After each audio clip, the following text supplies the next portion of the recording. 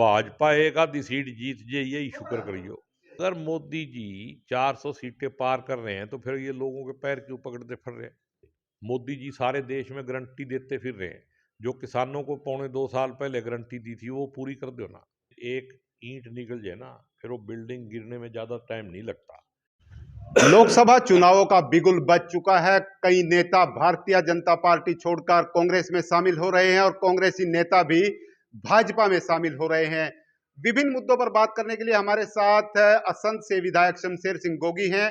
आज करनाल में एक बड़ी नियुक्ति हुई है।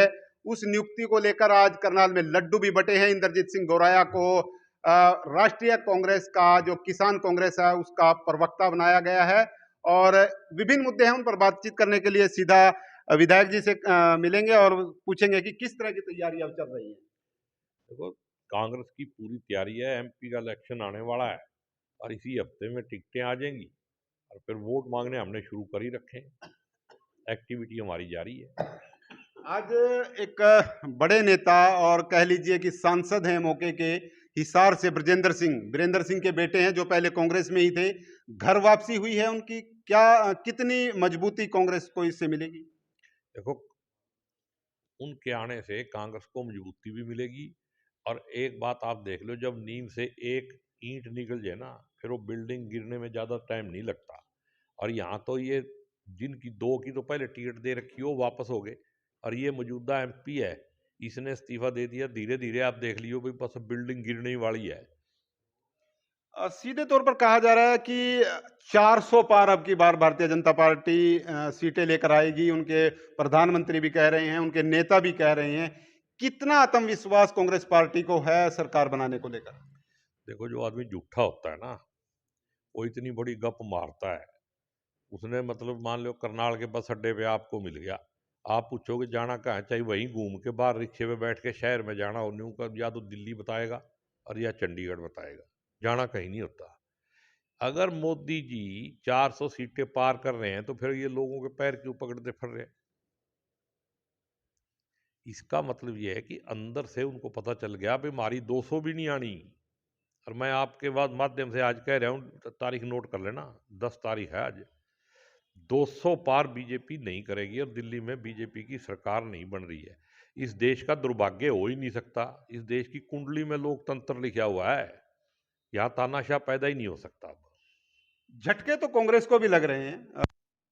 शर्मा, जिस सीट से आप विधायक हैं, आपसे पहले वो वहां से विधायक थे और वो अब भाजपा में शामिल हो रहे हैं कल। देखो, अच्छी बात है। जो अपना ठिकाना ढूंढ रहे थे वो कई दिनों से, भाई कहीं से टिकट मिले।